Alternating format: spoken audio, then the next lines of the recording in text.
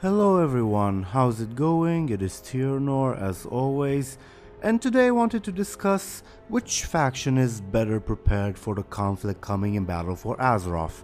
Now, two things to note here. Firstly, I'm not talking specifically about how the war will go, about events which we know or don't know will happen, a military strategy, or the new allied races coming in BFA and such. And secondly, we obviously know that the two factions are more or less equal, and they will never come out outright and say, yeah, this faction is definitely better than the other. Any victory to be had will be a Pyrrhic victory. And another thing to note is that I will not be discussing numbers, say if there are more orcs than there are humans and such and so. Before Legion came out, I did a video a while ago where I gave some estimates and ratings regarding the population of Azeroth and the effectiveness of their militaries, as well as their overall strengths. While obviously much of that has probably changed thanks to the events of Legion and because of various new bits of lore which have come out in the meantime, I still stand by most of what I said in that video. I'll drop a link to it in the description below. So then, in this video, I'm going to take a look at how each faction stands when it comes to resources and if they properly exploit those resources. For instance, just for the sake of giving an example, let's say one faction controls the Swamp of Sorrows, the Badlands and Desolace, while another controls Dunmorrow and Westfall. Now you might be inclined to say that the faction of the Swamp of Sorrows, the Badlands and Desolace would hold the advantage since it's 3 regions compared to 2. Numbers win, right? Well, no, not exactly, since Dunmorrow and Westfall are known to be some of the richest regions in Azeroth when it comes to resources, while the Swamp of Sorrows, Desolace and the Badlands are some of the poorest. So obviously the quality of the regions a faction controls is also important. But that's not the end of the story. Say that the faction which controls the Swamp, the Badlands and Desolace is inhabited solely by goblins. Now, goblins are the absolute masters of Warcraft when it comes to strip mining and draining a region clean of all of its resources, consequences and the environment be damned. And say that the other faction is only the Night Elves, who only take what they need from the lands they inhabit, are focused first and foremost on keeping nature in harmony, and really are overall rather minimalist when it comes to using raw materials and such. In this case, the advantage the second faction has with richer lands is negated by the fact that they are unwilling or unable to use all of the resources of those regions, while the first faction could probably metaphorically milk the regions it owns for all their worth. So what I'm going to do in this video is go through the zones of each continent from north to south and tally them for each faction in regards to their potential contribution to the Alliance or Horde military. Now, worth noting, I'm going to do this only for the Eastern Kingdoms and Kalimdor. That is not because of some weird preference of mine, but rather because the philosophy of each expansion seems to have been, we're going to travel to a new continent and then leave and never return. Even Mists of Pandaria, where the Horde specifically invaded the continent in order to gain its resources and recruit the locals, was then abandoned by them. And funnily enough, every time we travel to one of these new continents, one of our new goals is to secure access to the resources we find there, but we always leave and never return to the resources that we know are there. So how am I going to tally their contribution? Well, firstly, I'm going to give a vague qualifier for each zone I'm going to talk about in terms of resources, namely ranking them from 1 to 5. Very poor, poor, average, rich, and very rich. Then I'm going to take into account how well their owners are capable of exploiting said resources, which could mean either adding or subtracting points on a case-by-case basis. Again, this is a tally based on how much these regions contribute to the war effort for each faction. Maybe a resource which I have categorized poorly is actually very capable of feeding and maintaining its own people, but the defining criteria is what they can bring to the bigger table, not just to themselves. So starting off with the Eastern Kingdoms, and again going from north to south, we have the regions controlled by the Blood Elves. Now the Blood Elves don't really exploit their resources, they just use magic. In fact, Silvermoon originally was built only using magic. There's some well-known art of Darframar Sunstrider raising up Silvermoon using only his magical abilities, which really makes the Blood Elves kind of the second lowest when it comes to exploiting the resources of their homelands, behind the Night Elves only because, well, they don't. So for that reason, each Blood Elf controlled region would get -2 points. And now it's worth noting that I'm not going to give negative points. So for example, if a very poor region is controlled by the Blood Elves, I'm not going to give it -1 points because that would be just kind of silly. So starting off with Cold on Us, here's a very poor region that is controlled by the Blood Elves, so it gets 0 points. It's just a port and a pilgrimage site. There aren't really many or any resources there, other than whatever, if I'm not mistaken, there were some Naga trying to exploit the region a little bit in the events of patch 2.4, but that was really relatively minor. Next up we have Eversong Woods, which are pretty rich in resources.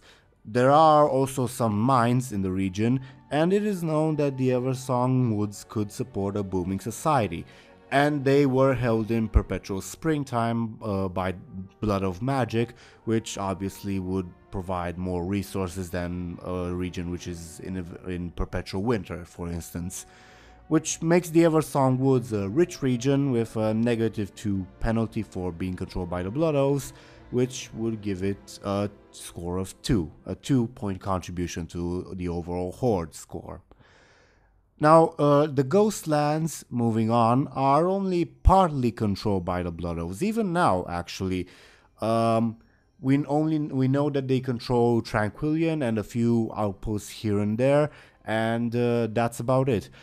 I would imagine in the days since the Scourge fell, even with, since they don't have the numbers and we know that they don't control the entirety of the Ghostlands, they obviously don't secure the entirety of the Ghostlands, but I imagine they maybe would have tried to secure access to some of the mines in the region, for instance. So for that reason, I'm going to give the Ghostlands a score of 3, namely an average when it comes to richness, and a -2 points for being controlled by the Blood Elves, which brings it an overall contribution of 1 point to the overall score of the Horde. Next up we have the Eastern Plaguelands, which are controlled by the Scourge and or neutral, so we're not really going to count them. Which brings us to territories controlled by the Forsaken. Now the Forsaken don't really exploit their resources either. In fact, before Wrath of the Lich King, they were pretty much just content to live out in whatever ruins they found in Lordaeron, and even their navy is just old Lordaeron ships dredged out from the bottom of the sea. And they also don't really need food, so they don't really grow food. They do use the terrain they get as a breeding ground for materials they use in toxins, and they do at least exploit the mines they conquer, although not very efficiently compared to other races in Azeroth. So for that reason, each Forsaken controlled region will get a -1 point modifier to its quote-unquote score. Which brings us to the Western Plaguelands, which as of Cataclysm, with the exception of Hearthglen and the Druid Outpost, are controlled by the Forsaken. Now the Western Plaguelands are former Western Plaguelands perhaps, are very rich in resources. In fact, they used to be the former grain basket of the entire Kingdom of Lordaeron.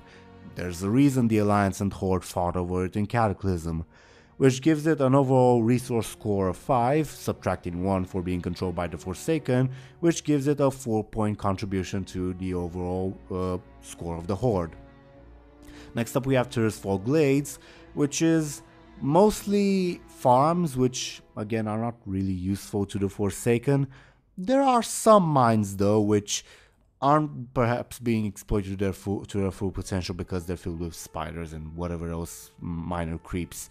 So I'm going to give Tirisfal Glades an average score with a -1 modifier for being controlled by the Forsaken, which brings its overall contribution to 2 to the Horde.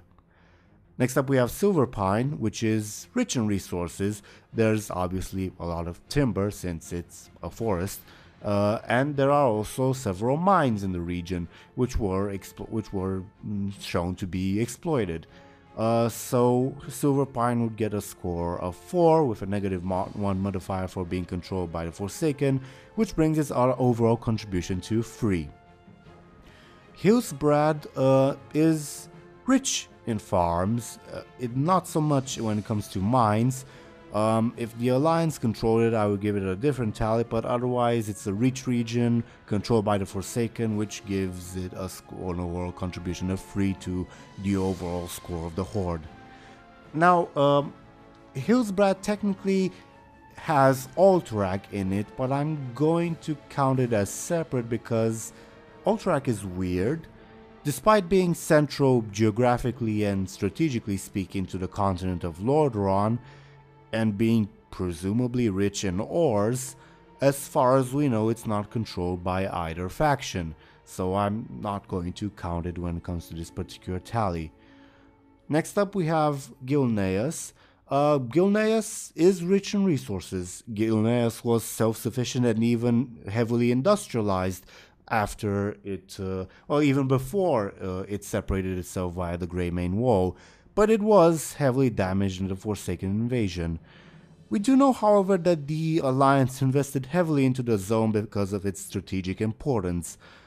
If this was Warcraft 2, I would have clearly given it a very rich score of 5, maybe even a 6 points because of the industrious Gilneans, but as it is, it's difficult to say how much of it has been restored and how much of those resources, how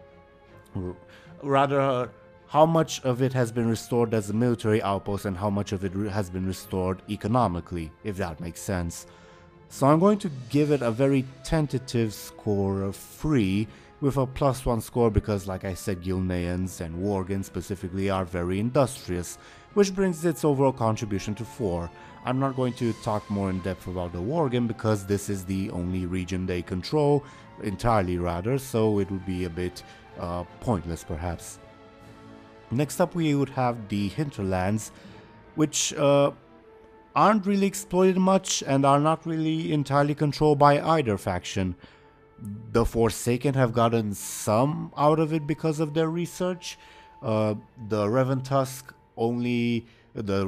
trolls, which are affiliated with the Horde, only exploit it in terms of what they need to survive, and the Wildhammers are not interested in exploiting either, so both factions will get a -1 modifier.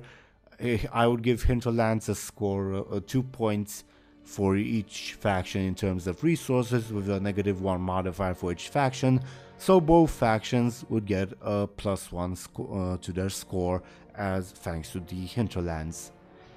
Now when it comes to the Arathi Highlands, they are contested and they are very poorly controlled by either faction, and they are also very poor in their own regardless. Obviously things will change when it comes to Battle for Azeroth, but we're not talking about Battle for Azeroth, so we should move on. Next up we get the regions which are controlled by the Ironforge Dwarves. Now the Ironforge Dwarves, unlike the Wildhammer Dwarves, probably get second place in terms of race which most exploits the regions it owns in terms of mining and to some extent in terms of food. I don't think anyone can really deny that dwarves mine pretty much everything they see, so each dwarf controlled region would get a +2 score to their final tally, with one exception, and I'm going to talk about that exception now, namely the wetlands. The wetlands are an exception because the wetlands are very poor and they are very sparsely inhabited and pretty much not really exploited. This is again the exception since the dwarves only inhabit Benefield Harbor and occasional outposts here and there, so this region will get only a +1 modifier to its final score. There are also some Night Elves here, but they are not here to exploit the region and they don't contribute anything at all in that sense. So the wetlands gets a score of 1 for being very poor and a +1 modifier, which brings its score to 2. Next up we have the Twilight Highlands, which as of Legion, we know that they have been taken over by the Legion. Well, we obviously don't really know if those demons have been removed, but we do know that the Dragon Maw orcs are no longer there, so the Horde doesn't get any points from it. And the Wild Hammer Dwarves there have been utterly vanquished by the Legion, so its status is ambiguous enough that I'm not going to count it really. Next up we have Loch Modan, which is rich in resources, and it's in fact the main hunting grounds for the Kingdom of Cosmodan. So I'm going to give it a score of 4 and a +2 modifier for being controlled by the dwarves, which brings its final tally to 6. Then we have Dunmorrow, which is very rich in minerals, not so much in food, but apparently sufficient for the dwarves, but its richness when it comes to ores cannot really be understated. So I'm going to give it a score of 5 when it comes to resources and a +2 modifier for being controlled by the dwarves, which brings its final contribution to the Alliance to a 7. Next up we have the Badlands, which are poor in resources. I mean, it's in the name, Badlands, and they're pretty much not really controlled by either faction. There's only a few dwarven archaeologists when it comes to the Alliance presence in the area. Interestingly enough though, there's the town of New Kargath, which is a big enough town rather in the region, so which warrants it to say that the Badlands does contribute a bit to the Horde, I guess you could say. So let's talk a little bit about the orcs which control the town of New Kargath. The orcs strip mine a lot. Look at Ashenvale for instance. They are not quite as efficient as goblins when it comes to mining, and they're not that great at growing food either. They mostly hunt or farm livestock, which isn't the greatest way to feed a population. So for that reason, orcs are going to get a +1 modifier to each province they control.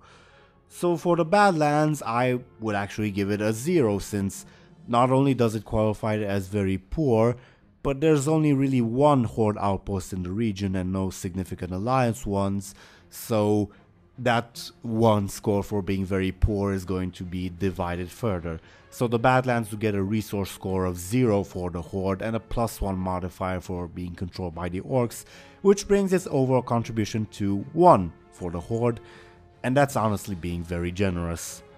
Next up we have Searing Gorge and the Burning Steppes, which are very rich in ore, but the Dark Irons who control them are not really part of the Alliance. In fact, their status is very ambiguous in the lore, and it's going to be clarified more in Battle for Azeroth, but we don't really live in Battle for Azeroth right now, so we're going to have to move on. Which brings us to the territories which are controlled by the humans. Now humans do exploit their resources. They don't strip mine the place like the orcs or the goblins, but they also don't waste it like the Blood Elves or the Wildhammer Dwarves. So humans being pretty much middle of the road, they aren't going to get a score modifier in this case. Now talking about Red Ridge Mountains, the Red Ridge Mountains are rich in resources. In fact, they are one of the main sources of raw ore for Stormwind. So I'm going to give it a score of 4 when it comes to the richness of the region, and there is no modifier, so its final contribution to the Alliance is equivalent to 4 points. Next up we have Elven Forest, which is very rich in resources. It's got farms everywhere, it's got mines everywhere, and it's a forest, so you know where you can get the wood. In fact, Stormwind has one of the largest navies in the world, presumably because of the wood from Elven Forest and probably Red Ridge Mountains. Elven Forest is probably one of the richest regions of Azeroth, so it brings its score to 5, and with no modifier for being controlled by humans, its final tally is 5 for the Alliance. Next up we have Westfall, which is also very rich in resources. In fact, it was the grain basket of Stormwind, and it's also has the largest gold mine in all of southern eastern kingdoms. So its final score is 5, and no modifiers for being controlled by the humans, so its final contribution to the alliance is a 5. Duskwood is probably the same when it comes to raw resources, since there are plenty of ruins of farms and mines in the region, but they're not exploited and they're only partly controlled, and they're filled with lots of dangerous stuff. And plus it has a really ambiguous status with Legion, because you know, the entire town of Darkshire decided to turn to the Legion unexpectedly. Unlike the Twilight Highlands, it's probably easier to say that Stormwind has retaken control of Darkshire, but I doubt they've really taken control of much else. So because of this very sparse control, Duskwood gets a score of 1 for its resources and no modifier for being controlled by the humans, so its overall contribution to the alliance is just a 1. Next up we have Deadwind Pass, which has no resources whatsoever. It's incredibly barren, and it's even a miracle that it was able to sustain the life it had in the first place. And also it's not controlled by either faction. Next up we have the Swamp of Sorrows. Now swamps are not really very rich in resources, although this one does apparently have the ability to sustain several tribes of broken and lost ones and even trolls, and it was capable of temporarily sustaining the Horde in the First War. It's mostly Alliance, read human controlled, so I'm going to give all of its resources of 2 to the Alliance, and with no modifier for being controlled by the humans, it gets a final contribution of 2 to the Alliance. While the Horde, since it maintains an outpost in the region, although its hold is tenuous, has a resource score of 0 and a +1 modifier for being controlled by the Orcs, which brings its overall contribution to the Horde as being a 1. Next up we have an interesting case, namely Stranglethorn. Stranglethorn does have resources, but they're not controlled by the Alliance or the Horde. The Horde, however, does have Gromgo base camp and the hard range hideaway, which it does use to gather the resources in the area. Gromgo actually was stated to be an important naval base for the Horde. Which brings me to the Goblins. Now the Goblins are the race which strip mines the most, like I said. There's nary a region unexploited and an environment not ruined by them. I think it's easy to say why Goblins would get a +2 score to each region they would control. So since Stranglethorn only has these 2 outposts for the Horde, which do exploit what they can heavily though, and it does have a small Alliance, read human, presence, I'm giving both factions a resource score of 1. The Alliance does not get a modifier for being controlled by the humans, so the Alliance gets a +1 score to its tally from Stranglethorn, while the Horde, for heavily exploiting the region thanks to the Goblins and also to the Orcs, gets a +2 score modifier, which brings its overall contribution to the Horde to 3 points. Next up we have the Blasted Lands, which are kind of ambiguous as well. We know that they were conquered and ravaged by the Iron Horde. It's hard to say whether the Horde and the Alliance have returned to the region. Logically they would, to safeguard the Dark Portal, as was Netherguard Keep's original purpose, and because the Iron Horde was defeated. Now, going on the assumption that the Blasted Lands were reclaimed, it's worth noting that the region is probably even poorer than the Swamp of Sorrows, since it was basically part of the same swamp, only now the swamp part has been replaced with fell corruption. There was only one significant mine in the region, which was controlled by Netherguard Keep, though despite the fact that the main resource point was held by the Alliance, the Horde did exploit the place, namely look at the Dunemaw ogres it enslaved. For that reason, Dreadmaw rather, not Dunemaw. So for that reason, the Alliance would get a score of 1 when it comes to resources, and no modifiers for being controlled by the humans, so its overall tally to the Alliance would be a 1. While the Horde does not get a raw resource score, but it does get a +1 bonus for being controlled by the Orcs, and we do know that they try to exploit the resources of the area. So each faction in the end would get a +1 contribution to their final score thanks to the Blasted Lands. Next up, we have Kalimdor. Hey, just as a little side note, in the original recording I forgot to include the Azure Mist Isles in this video. So going really quickly, Azure Mist Isles gets a resource score of 3 with a -1 modifier.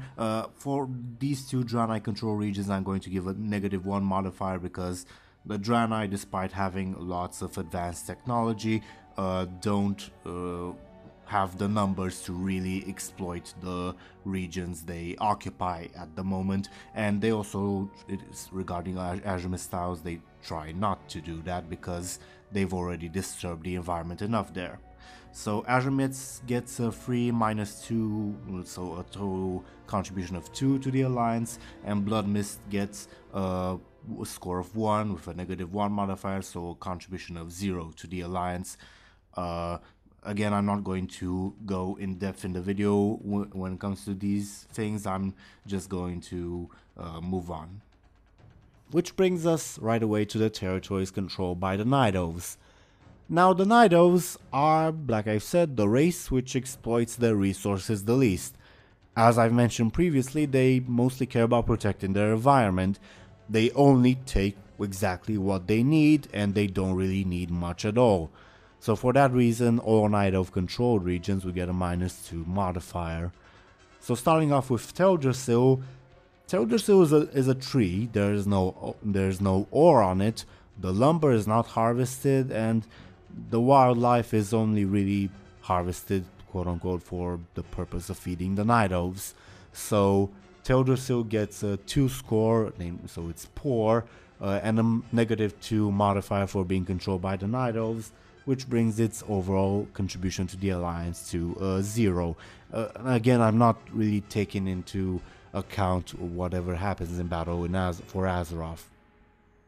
Next up we have Darkshore, which Darkshore was once one of the richest regions of Azeroth, 10,000 years ago. Then it was destroyed by the Sundering, partly rebuilt by the Night Elves, then was destroyed again during the Cataclysm. So being extremely generous and presuming that the Night Elves have retaken complete control of it, thanks to its rich resources in timber and in hunting grounds, it would get a score of 3 for being average, with a -2 modifier for being controlled by the Night Elves, which would bring its overall contribution to 1. Although I'm tempted to give it a score of 1 or 2, and then a -2 modifier, which would bring its overall contribution to 0. But I'm going to tentatively leave it as a free -2, which brings it to 1. Next up we have Moonglade, which is neutral, and it's hard to say if it will stay that way, if it will join the Alliance, or if it will get conquered by the Horde. Regardless, again, this video is only counting up to Battle for Azeroth, not what might happen after, so Moonglade isn't counted since they're not contributing anything up to Battle for Azeroth, so to say. To either faction, I mean. Felwood, next up, since it's mostly evil, it's also mostly unexploited, and a few Alliance and Cenarian Circle outposts are there trying to restore the forest. Not so much for the goblins though, there's a Horde outpost there controlled by the goblins, and it's exploiting the region a lot. So for Felwood, the Horde would get a score of 1 for being very poor, and a +2 modifier for being exploited by the goblins, which would bring its overall contribution to the Horde to an overall 3. Next up we have Winterspring, which is not really controlled by either faction. There's only one small Night Elf Alliance outpost, but it's not concerned with gathering resources at all, so I'm not really counting it, so Winterspring does not contribute anything to either faction. Next up we have Ashenvale, which is probably one of the richest regions in the world. In fact, it's been fought over countless times by the Horde and the Night Elves, specifically for the fact that it's rich in resources. It was also the center of Night Elf civilization before the creation of Teldrassil. Since Mists of Pandaria, the Horde has been driven out of Ashenvale entirely, so the area belongs strictly to the Alliance at this point in time. So Ashenvale gets a score of 5 for raw resources and a -2 modifier for being controlled by the Night Elves, which brings its overall contribution to the Alliance to a 3. Next up we have Azara. On the other hand, as part of the Mists of Pandaria peace agreement, you could say perhaps, Azara is exclusively Horde, and it's filled with goblins. In fact, it's probably the Horde's greatest metaphorical cash cow, which I'm going to give Azara a score of 4 when it comes to raw resources, and a +2 modifier for being controlled by the goblins, which would bring its overall contribution to the Horde to a 6. Next up we have Durotar, which Durotar is one of the poorest regions in game. In fact, it was chosen specifically to be the home of the orcs because it is one of the poorest regions they could find in Kalimdor. Just go ask Fro why. So Durotar would get a score of 1 when it comes to raw resources, and a +1 modifier for being controlled by the orcs, which would bring its overall contribution to 2 for the Horde. Next up we have the Northern Barrens, which are very poor when it comes to lumber, but they are very rich in oil and in hunting grounds. In fact, the Northern Barrens alone was enough to supply Orgrimmar during the preparations for the Siege of Orgrimmar. Now is also a good time to talk about how I would approach the Tauren. The Tauren definitely don't strip mine, they pretty much don't mind their resources at all. They're a hunter-gatherer society, which means that they are not going to be very efficient at exploiting the regions they control, though they do hunt a lot and they do use a lot of the resources they gain from hunting rather efficiently, but that's about it. So for that reason, I'm giving all Tauren-owned regions a -1 modifier to their final tally. So when it comes to the Northern Barrens, since it's under a mixed Orc, Tauren, Goblin, to a lesser extent control, I'm going to sort of even it out and give it the +1 modifier overall per total. So Northern Barrens would get a score of 3, and with the +1 modifier, its overall contribution to the Horde would be a 4. Next up we have Stonetalon, which seems to be very similar to the Barrens when it comes to the resources present there, minus the fact that there isn't as much wildlife, and overall it is a poorer region. The main reason it is fought for is because of its strategic position. It's pretty much contested between the Horde and the Alliance, so I'm going to split its original resource score of 2 into 2, so each faction will get a raw resource bonus of 1. The Alliance mostly has a Night Elf presence there, but there are also humans and some dwarves and such, so I'm not going to subtract the score. So Stonetalon gets 1 point to the Alliance overall, while for the Horde, since Stonetalon is heavily strip mined by the goblins, I'm going to give it a +2 modifier, so the Horde would get an overall score of 3 from Stonetalon. Next up we have Desolace, which, as its name implies, is desolate and not under the control of either the Alliance or the Horde, not totally, so to say. Next up we have Mulgore, which is very rich in terms of hunting grounds, more so than the Barrens even. It also has an ample supply of drinking water and a lot of ores, although the Tauren don't really exploit those. So the Mulgore rather is a rich region, so it gets a score of 4 with a -1 modifier for being controlled by the Tauren, so its overall contribution to the Horde is a 3. Next up we have the Southern Barrens, which are similar to the Barrens but in terms of resources and such, but lacks the ores and the oil of the Northern Barrens, and it's also been devastated by the Quillboar and the war between the Alliance and the Horde and the Emerald Nightmare and such. Most of the Alliance presence has been eliminated in Tides of War, although Northwatch Hold has been rebuilt and presumably continues to gain most of its income by preying on nearby merchant vessels. So for that reason, each faction is going to get a raw resource score of 1 for being very poor. The Horde would get a +1 modifier for being controlled by Tauren, Orcs and Goblins together, which would bring its overall contribution to the Horde to a 2.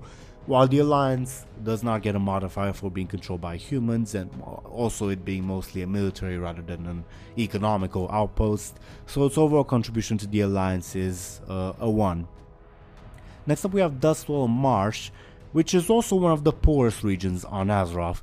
The novel Cycle of Hatred, for instance, describes the wildlife as not being good to eat, the wood is rotting quickly. The Alliance presence in the area has been eradicated, but the Horde only has the Stonetalon ogres there who, let's face it, aren't exactly exploiting the land for the benefit of the Horde. So it's a 0 for both factions. Next up we have Thousand Needles, which has been completely destroyed by the Cataclysm, and there are pretty much no resources to be had here. The Alliance and Horde do have outposts in the region, specifically the Nidos and the Tauren of the Quillbore, which, as we learned from World of Warcraft Traveler, those outposts have been rebuilt and retaken from the Grim Totem for the most part, but they're definitely not major trading or resource hubs. So for that reason, both factions get a score of 1 when it comes to raw resources. The Horde gets a -1 modifier for being controlled by the Tauren, while the Alliance gets a -2 modifier for being controlled by the Nidos, which would bring their overall contribution to both factions to a 0.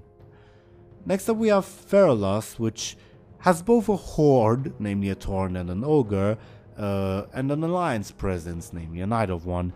The Ogres were specifically sent there to gather the resources of the place, although they haven't been able to start because of the conflict with the local forces and with the Alliance, while the Alliance mostly have Knight of military outposts and not much else. Ferolas itself is a lush jungle teeming with hunting grounds, although many of its resources have been wasted by the Gorduni ogres.